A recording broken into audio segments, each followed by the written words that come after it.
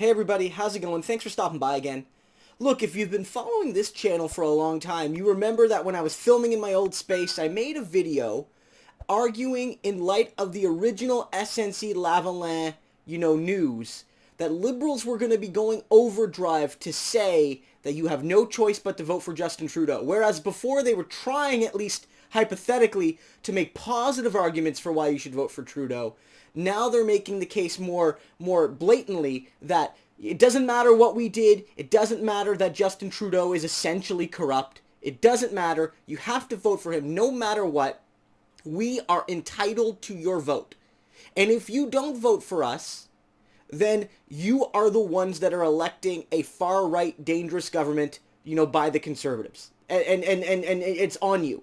And it's not our fault. It's nothing we did matters.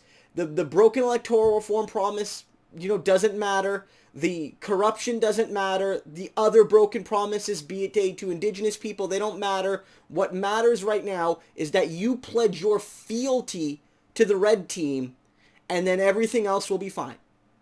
And that video did pretty well. But I'm here again today to rehash some of those arguments, because I think we need to. We, again, are in the midst of another wave of this SNC scandal, but I think a much more important one, because here we have confirmation from an independent source, from an ethics commissioner, that basically says Justin Trudeau politically interfered to try to help a private company avoid the consequences of their action, and that those actions were undertaken primarily to benefit Justin Trudeau and his Liberal Party politically in the upcoming election. There's no way around this. It's very blatant. And we see liberals come out and say one of a couple things. One, they say, well, this is still a nothing burger. Or they'll say, Justin Trudeau actually didn't do anything wrong, and the commissioner is wrong, and Justin Trudeau stuck by his guns, and good on him. Or they'll say, we don't really care about this scandal. This election's really about climate change, and it's about protecting workers' rights, and it's about protecting marginalized people, and we can't throw that all away on a scandal to elect Andrew Scheer. But I want you guys to know that all of that is wrong. Justin Trudeau did something wrong here. He acted in discordance with the rule of law and order, and he acted in discordance with the themes of his government and how he treated Jody Wilson-Raybould. His government was supposedly about building a gender-equal cabinet, not just for tokenism, but to bring new perspectives. And yet when an Indigenous woman brought a new perspective, one that challenged the historic ways the Liberal Party operated, she was booted out, even though she was 100% right. She was booted out because the old boys, they don't like, somebody saying, well, maybe we shouldn't politically interfere to help SNC-Lavalin. They don't like that. That's not the liberal way. The liberal way is very much to politically interfere to help companies that have historically donated to you and have historically made illegal donations to the Liberal Party.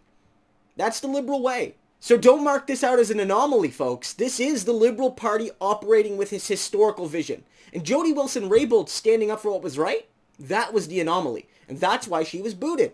Simple as that. And to make this argument that the Liberals are the ones standing up for the true values here of climate change and workers' rights and things like that, it's 100% wrong. Justin Trudeau bought the pipeline. Justin Trudeau's climate targets won't even hit what Stephen Harper aspired to. Justin Trudeau in no way supports the ambitious Green New Deal that Jagmeet Singh has put forward.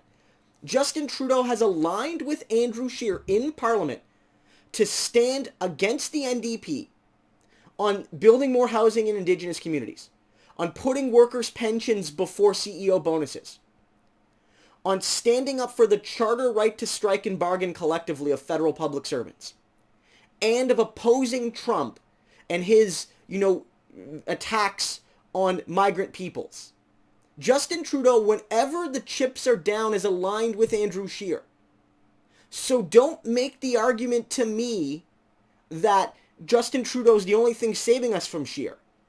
Justin Trudeau legitimizes Andrew Scheer through his actions as Prime Minister, and he gives Scheer, through his defense of first past the post, the clearest path towards absolute power with 35 to 40% of the vote. Justin Trudeau and the Liberals, they're not entitled to your vote. And I want you guys to remember this. Again, I don't want to harp too much, but I feel like I have to harp at least a little bit. You're going to be attacked for even suggesting that maybe you don't want to vote for Justin Trudeau. But I want you guys to say this to any Liberal. Say, 1, the Liberals are not entitled to my vote. They must earn my vote. Just like any other party must earn my vote. I want you to say, 2, that Justin Trudeau and his Liberal Party and the supporters of that party can in no way lecture anybody else on strategic voting and splitting the vote when it was they above all that could have fixed the system and didn't.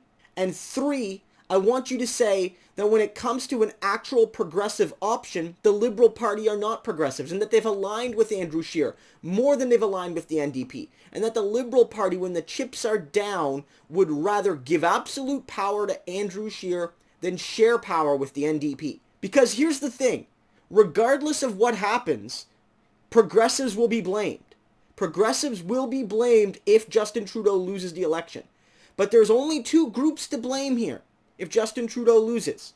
1, the people who voted for Andrew Scheer and the Conservatives.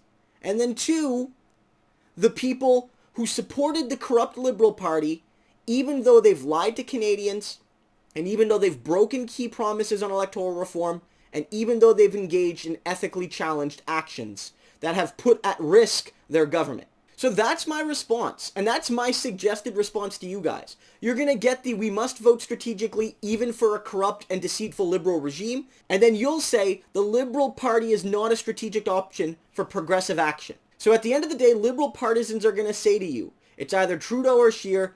If you vote for anybody else but Trudeau, you're electing Scheer.